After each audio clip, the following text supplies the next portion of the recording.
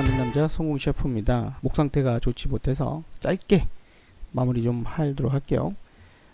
지금 이제 시장이 어찌 보면 지난주 금요일날 어떻게 보면 기대했다고 볼 수 있는데, 금요일날 월요일에 이런 모습, 그래서 연속적으로 떨어져야 수익이 크니까 연속적인 이런 하락으로 이만큼 내려와 주기를 바랬어요. 그래서 사실 월요일날 이제 반등 나오는 바람에 조금 그 기대에 미치지 못한 좀 상황이 나오긴 했죠, 솔직히. 어쨌든 방향은 생각했던 대로 온 거예요. 근데 다만 좀 순서가 약간 뒤바뀌었고, 그렇게 되면서 시간 부분이 하루 정도 오차가 나고 있구나 라고 생각하시면 될 것 같습니다. 현재는 미국 선물이 플러스를 나타내고는 있어요. 근데 뭐 반등은 뭐 약하고, 뭐 그런 식으로 따질 것 같으면 어제 이 시간 미국 선물은 플러스 0.3, 뭐 4 이럴 정도로 지금보다 훨씬 높았음에도 불구하고, 역시 럼프 트럼프님께서 브라질과 아르헨티나의 철강 그리고 알루미늄 이런 관세를 즉각 매긴다. 심지어 백악관의 몇몇 인물들은 그 사실을 몰랐다가 뒤늦게 그 소식을 듣고 참모들도 깜짝 놀랄 정도로 참 예측하기 어려웠던 그런 내용입니다.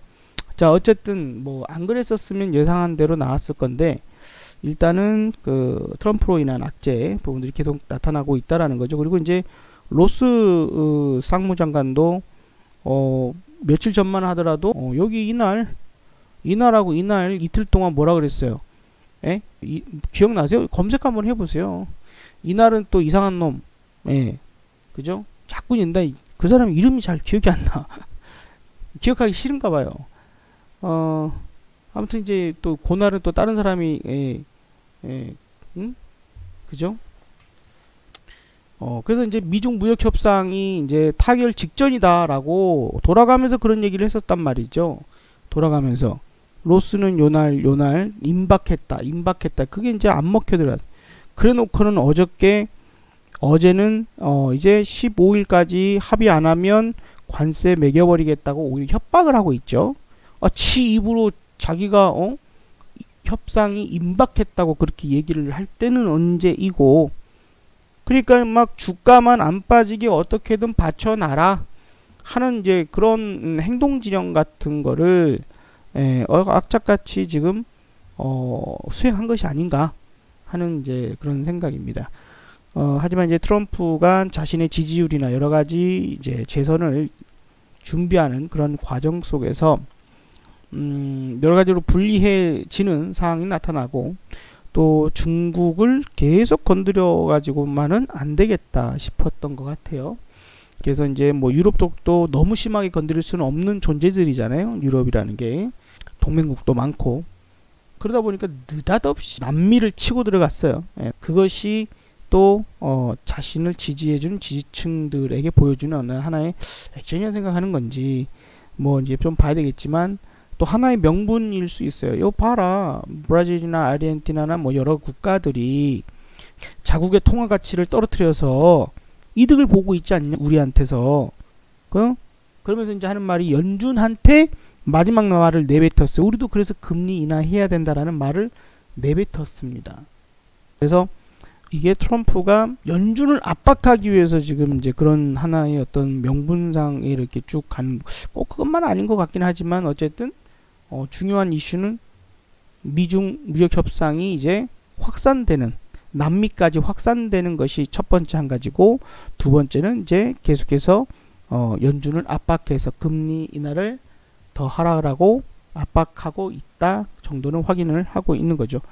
그리고 중국 간의 관계적인 부분에서도 이 폼페이오 국무장관이 지금 유럽 쪽에다가 중국 그 통신 부품 사용하지 마라 라고 또 요청을 했어요. 아니, 삼성 것도 있고 에릭슨 것도 있다. 실제로 이렇게 언급했습니다. 삼성과 에릭슨을.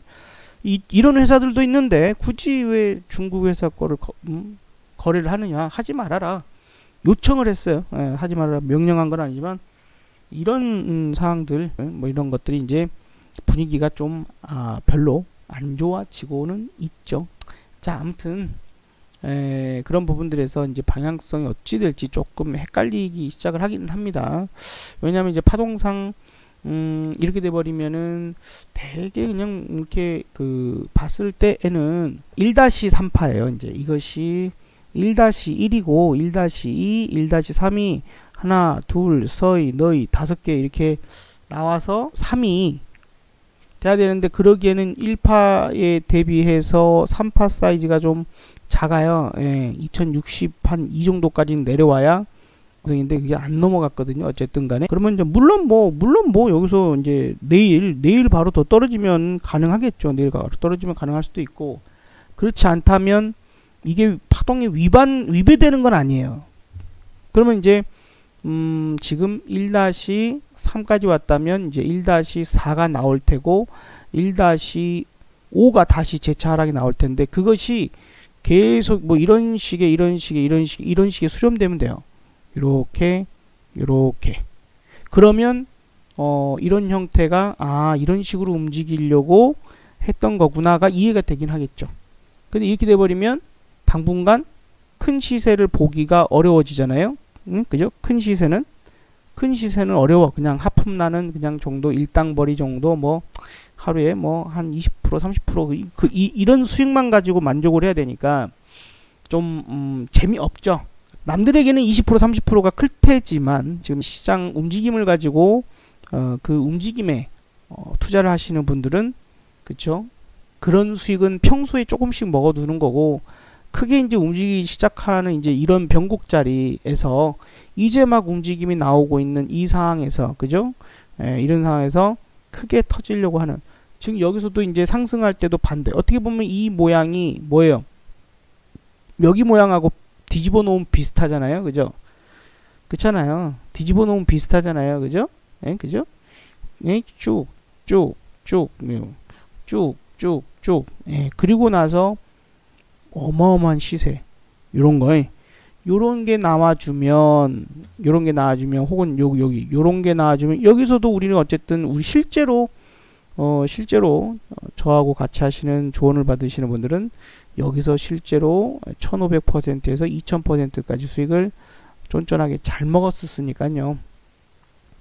그래서 놀라운 대한민국의 신기록을 세웠다라고 생각을 하거든요. 11억까지 수익 내신 분이 있었으니. 자, 아무튼 그런 게 이제 나오기를 많이 늘 기대를 하죠. 늘 기대를 하는데, 그런 부분에서는 당분간 한 일주일, 2주일 정도는 그것이 안 나올 수는 있겠구나. 다만 이렇게 수렴이 된다는 건 에너지가 응축이 된다라는 뜻이고, 그 에너지가 응축된 끝자락에서 이런 게 터지는 겁니다. 그렇기 때문에 너무 또 이르게 실망하시면 안 돼요.